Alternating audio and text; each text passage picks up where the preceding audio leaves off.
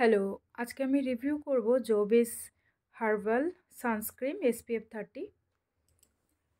এটার একটা unboxing video আমি করেছিলাম, সেটা আপলোড করা আছে। তো এটা যখন আমি নিয়েছিলাম অনলাইনে পারচেস করেছিলাম সেই সময়কার ভিডিওটাই আপলোড করা আছে। তো এটা আমি আফটার ইউজ এটা রিভিউ নিয়ে চলে এসেছি আপনাদের সামনে। প্রথমে প্রাইস কোয়ান্টিটিতে আসা যাক। কোয়ান্টিটি হচ্ছে 100 গ্রাম আর প্রাইস হচ্ছে 255 টাকা। এখানে ডেটও দেওয়া আছে, দেখুন একদম রিসেন্ট, একদম নতুন প্যাক, যেটা 2024-এই, মানে এই মাসেরই এটা। আর প্রাইস হচ্ছে 250 টাকা, মানে 255 টাকা। এবং এক্সপায়ারি ডেট হচ্ছে 26, মানে 26 সাল পর্যন্ত আছে, 12/26।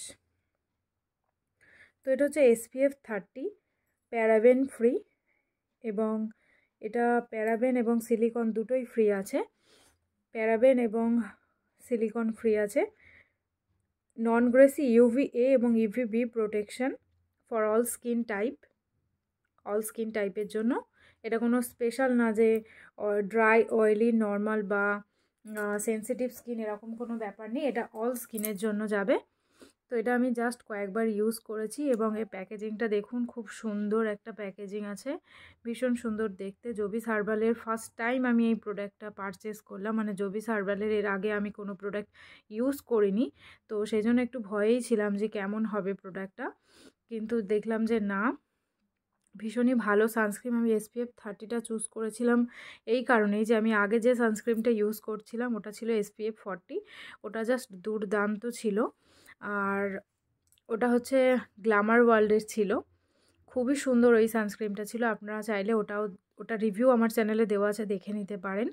ওই সানস্ক্রিনটা ভীষণ দুর্দান্ত ছিল, আমি ওটাই খুঁজছিলাম, কিন্তু ওটা আমি অনলাইনে কোথাও পেলাম না। তো আমার SPF 40টা নেওয়ার ছিল, SPF 40টা আমি পাচ্ছিলাম না। তো সেই জন্য আমি ভাবলাম জবি সানস্ক্রিনের এইটাই নিয়ে নিই, SPF 30। SPF 30টা চুজ করার আমার একটাই কারণ, সেটা হচ্ছে যে SPF 30 আমাদের স্কিনের জন্য সব থেকে ভালো। মানে SPF 30টাই আমাদের স্কিন মানে ভীষণই ভালো নেয় আর কি। SPF 30 আমাদের স্কিনের জন্য সব থেকে উপকারী।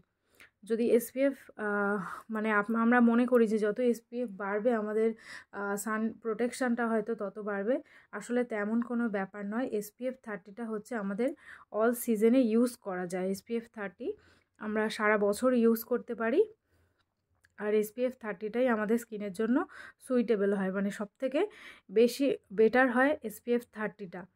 এবার SPF 40 যে সানস্ক্রিনটা আমি ইউজ করছিলাম গ্ল্যামার ওয়ার্ল্ডের, ওর সাথে এটার একটা তফাৎ হলো, সেটা হচ্ছে যে ওই সানস্ক্রিনটা ইউজ করলে আমাকে কিছুটা হালকা মেকআপ ফিনিশ গ্লো দেয়, মানে ওই সানস্ক্রিনটা SPF 40 গ্ল্যামার ওয়ার্ল্ডের। আপনাদেরকে একটু দেখালে বুঝতে পারবেন। তো এটা হচ্ছে সেই সানস্ক্রিনটা গ্ল্যামার ওয়ার্ল্ডের, যেটা বলছিলাম যে গ্লো ফেয়ার সানস্ক্রিন SPF 40। এটা পুরো মেকআপ ফিনিশ দেয়, একটা হালকা মেকআপ লুক দেয়। এটার প্রাইস 250 টাকার মধ্যে বা 200 বা মানে 300-এর মধ্যে এর প্রাইস ছিল। তো যাই হোক, এটা কোনো মেকআপ ফিনিশ দেয় না, এটা জাস্ট নর্মাল সানস্ক্রিন যেমন আমরা ইউজ করি, এটা ঠিক সেরকমই। তো আপনাদের একটু টেক্সচারটা দেখিয়ে দিই, তাহলে বুঝতে পারবেন। একদম হালকা একটা হোয়াইট ক্রিম আছে,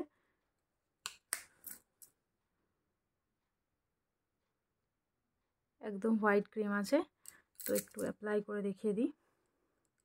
তো দেখুন, আমি একটা ভিডিওতে দেখছিলাম যে সেখানে বলছে যে সানস্ক্রিন নাকি ড্যাব ড্যাব করে ইউজ করতে হয়। তো আমার ঠিক সেই রকম জানা নেই যে সানস্ক্রিনও ড্যাব ড্যাব করে ইউজ করতে হয় কি না। তবে আমার মনে হয় সানস্ক্রিনটা আমাদের ব্লেন্ড করে ইউজ করা ভালো, আর ময়শ্চারাইজার আমাদের ড্যাব ড্যাব করে ইউজ করতে হয়, আর সানস্ক্রিনটা আই থিঙ্ক ব্লেন্ড করাই বেটার।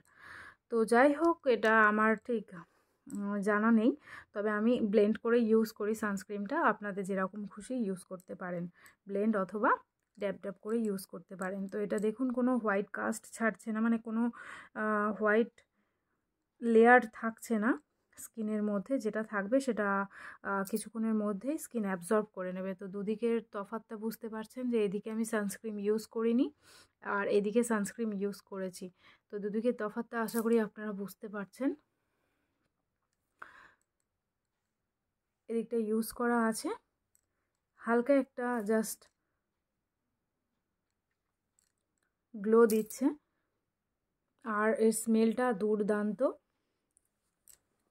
ভীষণই ভালো স্মেল। এটা যাদের ড্রাই স্কিন তাদের ভীষণ ভালো যাবে, কারণ এটা ভীষণ একটা মানে সিরাম টাইপের একটা এফেক্ট দেবে। কোনো হোয়াইট কাস্ট ছাড়ছে না, কিন্তু এইটা ইউজ করলে যে মেকআপ ফিনিশটা আমি পেতাম, কারণ এতদিন তো আমি এটা ইউজ করতাম, তাই জন্য একটা মেকআপ ফিনিশ গ্লো আমি পেতাম।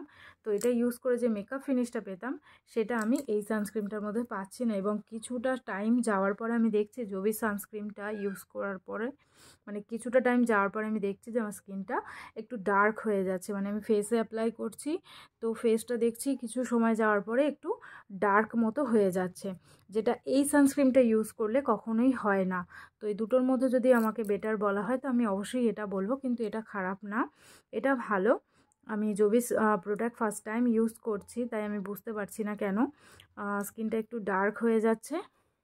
ওভারঅল সানস্ক্রিন খুবই ভালো, এটা হয়তো SPF 40 নেই, 30 আছে বলে। এটা হচ্ছে নন গ্রেসি ফর্মুলা।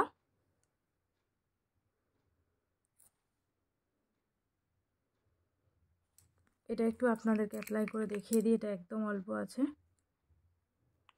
এটার টেক্সচারটা হালকা একটু ফাউন্ডেশন টাইপের টেক্সচার। এটা একদম ম্যাট ফিনিশ দেবে, এই সানস্ক্রিনটা পুরো ম্যাট ফিনিশ দেবে। এটা একটু গ্লেজি আছে, এটা একটু ম্যাট আছে।